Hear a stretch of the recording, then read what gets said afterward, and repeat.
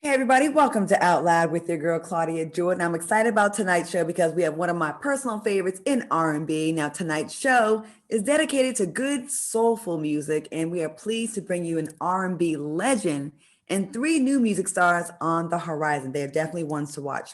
Singer, songwriter, hitmaker Donell Jones is with us to talk about his classic songs, the reason why he decided to take a little hiatus from the music business, and his latest album. I'm sure it's going to be hot. And later on the show, Donell is going to judge three aspiring musical artists in Fox Soul Spotlight competition. So make sure you stick around for that. Please welcome multi-selling R&B artist who had me wilding out in 96 and 97 and 98 when I first heard his music, Donell Jones. Hello, Donell. Hey, what's up? What's up? How you doing? Man, I am happy to meet you, to talk to you. I'm a Good. huge fan of your music. I really, really am. And you're just dope. Like just I'm just gonna get that out the way. I'm fangirl right now. Okay. So how are you feeling tonight?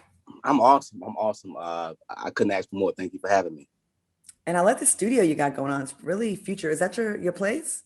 Yeah, this is my studio. This is where I make my music. Where I come down, meditate. Just get it in. Looks like a spaceship, kind of like very futuristic. Like you did a good job with Thank you. that. So have you found more time to be creative during the pandemic, or is it harder because not as many outside influences? It's not like you're out there in the streets or anything. You're just home. So is it harder or easier to be inspired to make, this great music you make? This was perfect for me. I'm an introvert. Quite naturally. So when the pandemic hit, I'm always in the studio anyway.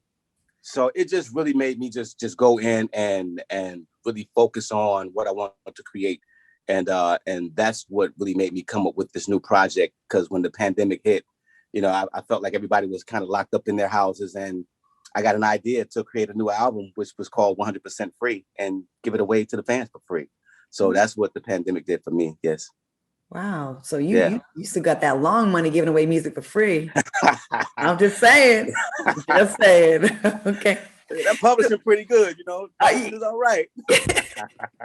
so your fans are inspired by your music, but you definitely use your social media platform to inspire others as well. Let's take a look at this. And it's 5 miles a day, trying to get it in. You know what I'm saying? What you doing? Huh? What you doing? Get up out the bed. You know what I'm saying? Get out here, get you some good energy. Sun about to come out, get some vitamin D. You know what I'm saying? Good energy. Stop all that negative thinking, self-hate. Get out here and get you some. Now we the same age. We talked a little bit about this before, so it's a little bit hard. I heard you was winded a little bit. You was winded, Yeah. but how'd Yeah. you feel about that after that hike? I felt good. I do it every day, so I feel good when I'm out there and I'm under that sun. I just feel really good. I feel energized, and I just feel like everybody should try it. Because our exercise and our bodies are very important. So we only get one, so you got to get out there and get into it. And people sleep on hiking. They think you're just going for a walk, but it's a pretty challenging workout. Like It is. the first time I went, I was like, man, this ain't nothing. I was breathing all heavy, trying to talk and be cute on the gram, and it just wasn't happening. Nah, it's you know what? Because there's just hills, there's valleys, there's things that and especially if you're walking at a certain kind of pace. And I always try to keep my heart rate at a certain pace. Mm-hmm. Have you gained any weight during COVID? When it first started, I got out of hand. I was eating maybe 5 paydays a day. I was eating all kind of chips. I'm like, I ain't got to worry about going on the road. We stuck in the house. So, Right. But I looked at myself 2 months later, and I was like, yo, what happened? Right. So that's what really made me start to want to go outside and get myself together, get back in the gym, have a home gym. So it just really made me want to focus on myself and just become a better person. We have a YouTube comment for you. I don't have that. Oh, Mika says, "Woo, Donell Jones is one of my favorite. Is he single? Are you single, Donell?" Now I'm married now for 6 years. Oh, look at the smile. So Yeah, you're still happy. yeah. Very good. We like to see that. I'm happy, man. I have 2 children with my wife, and I have 5 daughters and 1 son. So my son was my last child. So I'm very happy, man. Very ecstatic about my life and where it's at right now. Good. I love to hear it. I love to hear that. I feel like a lot of people, especially men, they feel like marriage sometimes might be the ball and chain. And for you to talk about it and have the smile on your face as you're talking about it, you just, you're making it seem less scary to other brothers that are watching right now. No, So I felt like that at first, though. Like for many years, I always felt like scared to get married because in the music business, they tell you that if you get married, man, your fans are gonna leave. You're not gonna have any women fans. I think it's the opposite. I think really, more women are attracted to you when they know that you have somebody. I mean, I don't know why that is, but it's been the opposite for me. so being that you're this like amazing R&B singer and songwriter, got that publishing coming in. Yeah, How did you know with all? I'm sure you had a lot of women just throwing themselves at you and being the star. How did you know your wife was the one? You know what? It just felt right. It just felt right. The funny thing is, I met her in the club. Mm-hmm. And it was this light shining on her. And next thing you know, she was right next to me. And at the time, I smoked cigarettes. So she walked up to me and asked me for a cigarette, and we just started talking. And from that day, she never left my side. From that day, we stayed together, and it's just amazing. I mean, it just felt like it was right. I hate when people say you can't meet your mate in the club because you there. Yeah. And you a good person, right? You think, well, I'm good, I'm solid, I'm calling. Why can't I meet a good person in the club? Well, I mean, the same person that's in the club is at church on Sunday. So what's the difference? Sometimes in the same outfit. Right. So Right. Good to know. You can meet anywhere. I mean, you just have to be open and honest with yourself, because I mean, everybody likes to party. So I mean, just give somebody a shot. I think a lot of us are just scared of love. Yep. How did getting married and settling down affect your songwriting or the kind of songs you wrote? Did it? I think I have more to talk about. When I first started, most of my songs were about being in the club, and I was in a relationship at that particular time, but it wasn't a happy relationship. Mm-hmm. And now, my last couple albums, you can tell, like, because each one of my albums, you can tell exactly where I'm at in my life at that particular time. Mm-hmm. So now I got some happy songs. It's about a happy love. It's a good love. Look at that this type of love that make you feel good. Donell, the smile on your face right now. I love my wife, man. She makes me feel really good. And she's a good person. It's one thing, when the sex is great and all those other things are great, but she's a good person. She really makes me feel good. She's helped me grow as a man. And that's what I really love about her. Love it. I love hearing. I just love seeing and hearing a man talk about his woman like that. Like I really do. KJ, get in here and watch this interview. He's not very romantic, but you need to watch this interview and see how Donell Jones talks about his woman, his wife. Okay. He's glowing, or he over here smiling, dimples showing, everything. Yes. Yeah. All right. So listen, you recently, the cast of Dutch will be here tomorrow, and you recently attended their movie premiere in Atlanta. Yeah. Did you enjoy that film? How was that film? You know what? I have to be completely honest. I just did the red carpet. And then you left. I had another event I had to go to. Let me find out you were just trying to get photographed in your new outfit. No, Is that what happened? Don't do that. Now, I honestly had a some other event that I had important to me, and so I just went and I supported. But I think the movie is awesome. The book is awesome, so I'm sure the movie is as well. Okay, all right. Listen, that's hilarious because we be doing that sometimes, right? It just happens like that. Because you know what? If you would have asked me, okay, well, what you see in the movie, I'd have been like stuck, like, oh man, I didn't really see the movie. So I gotta be honest about it. And you did the right thing. You did the right thing. Right. So let's get onto your voice. You have such a rich and soulful voice. So who were some of your influences growing up? Like, who inspired you? Michael Jackson, Stevie Wonder, the Isley Brothers, Jane Carn, Alicia Myers, Teddy Pendergrass, Ron Isley. I mean, just so many people. Patrice Rushen, Tina Marie, Rick James. I can go on for days because my mother had a crazy record collection, and she just played music all day. So I got a lot from a lot of people.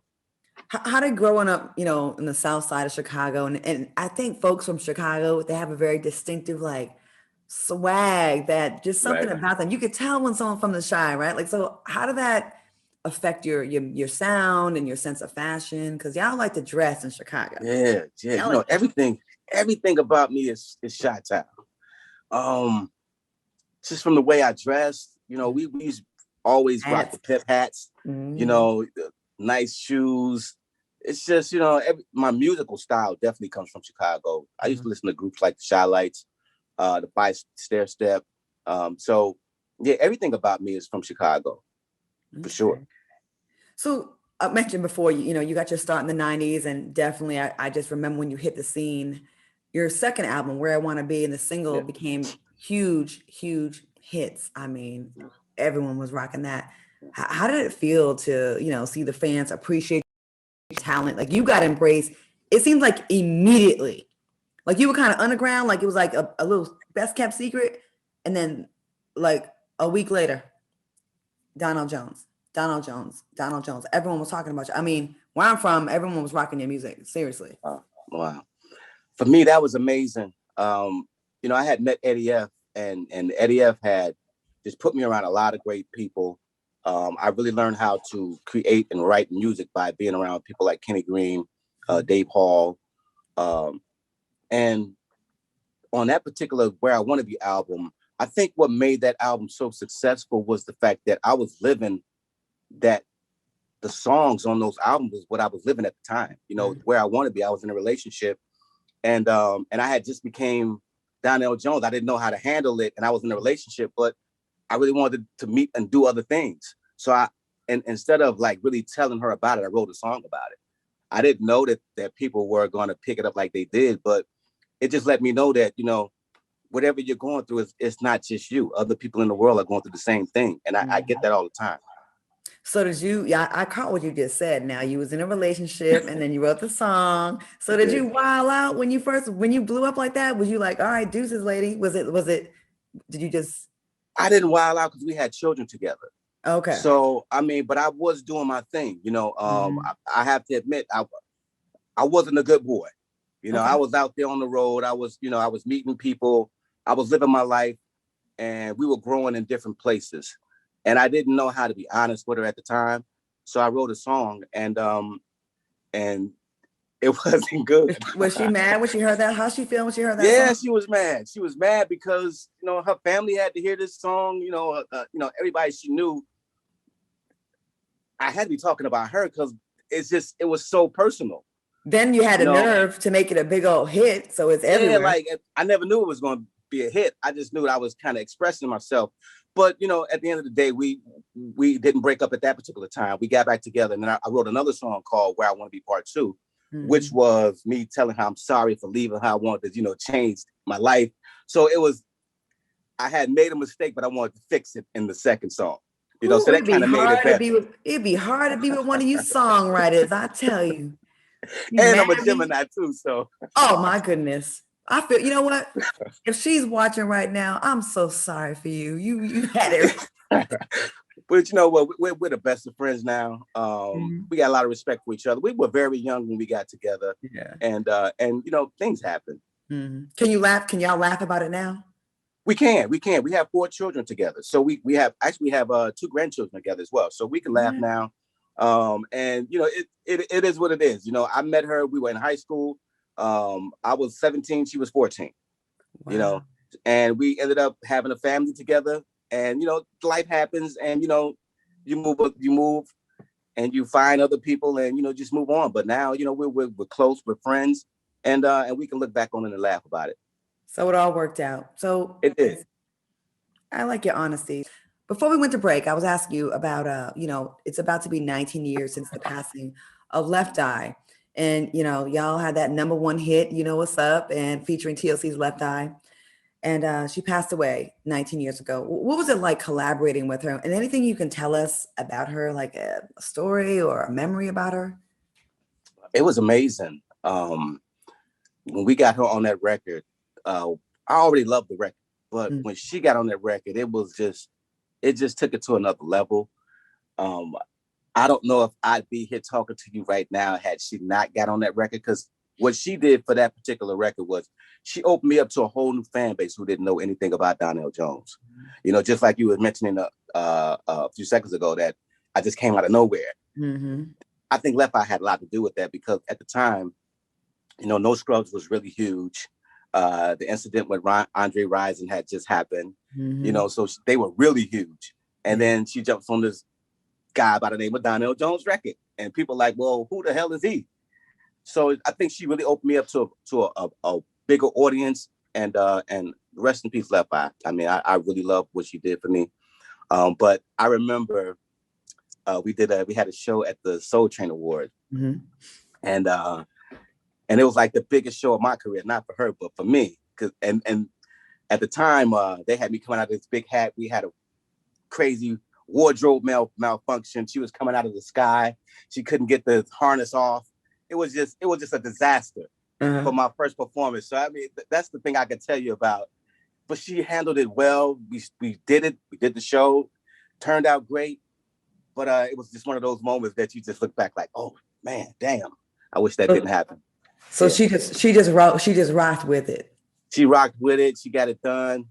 She was just an incredible person with energy. When she walked down that hallway in the You Know What's Up video, I fell in love immediately. Mm-hmm. Like she was looking like a whole cake. Okay. She did have that star energy about her too. Yes. It just seemed like it, Yes. Yes. Great personality too. Yeah. I think she would have done a lot in television as well. Like her personality was just fun. Yeah. So I want to get to you after 20 years in the business, almost 20 years in the business, you took a break. So what were the last 7 years like for you when you stopped recording, and how dare you take a break when we needed Donell Jones music? Well, I got married. Again, my wife got pregnant. I was having my first son, and I was just feeling ecstatic about my life, but I was also still going through a change within myself because once I knew I was having a son, I wanted to change my life. So again, I started meditating. I started trying to become a better person. The first time I ever tried to meditate, I had the most excruciating headache ever. Really? But I just kept at it. Because my body wasn't used to it. And I just kept doing it. And I just started to realize that, man, these are just thoughts I'm having. I could just let them float by like clouds. I don't have to, these are just suggestions. I don't have to do everything my mind tells me to do. I can pick the good ones and let the bad ones go. I didn't know that before. I was just really a slave to the rhythm. And I found out that I have to be the master of this house that I live in. And that's what changed my life for me. So I was really changing myself in that 7-year hiatus. And so it wasn't a bad thing. I'm sorry. It wasn't a bad thing. It was a good thing for you. You was detoxing and traveling. Yes. So what was that change like for you mentally and spiritually? And the catalyst was getting married and then having a son, right? So that was a major thing for you. Yeah. It was, because I mean, all those years, I love my daughters to death. They're my girls. But raising a son is totally different.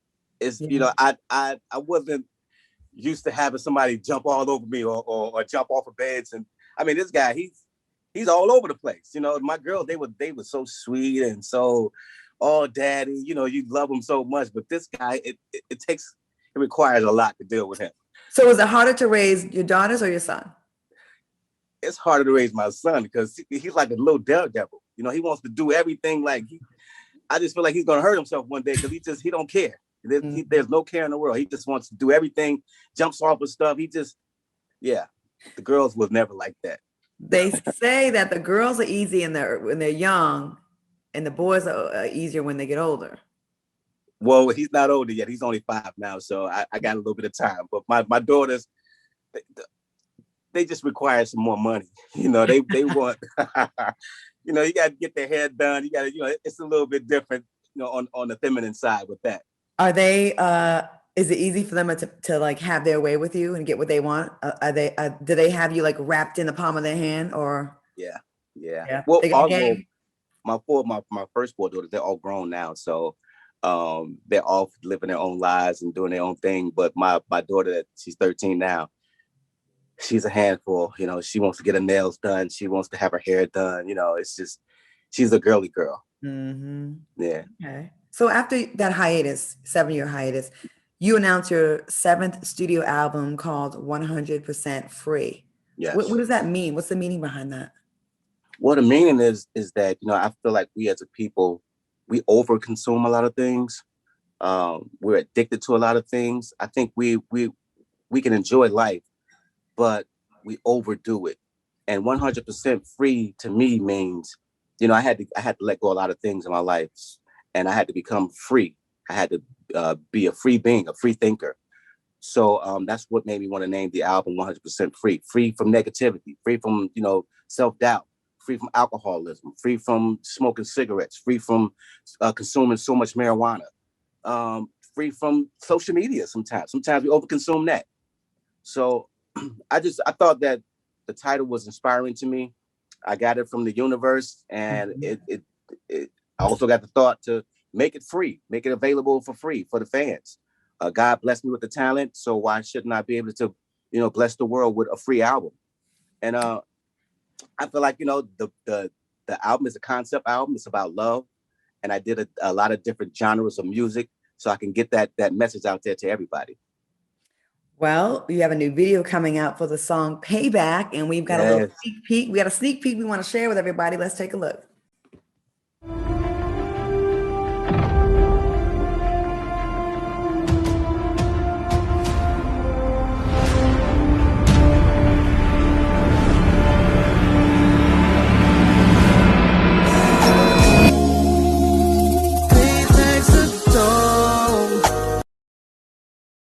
Looks like a little mini movie.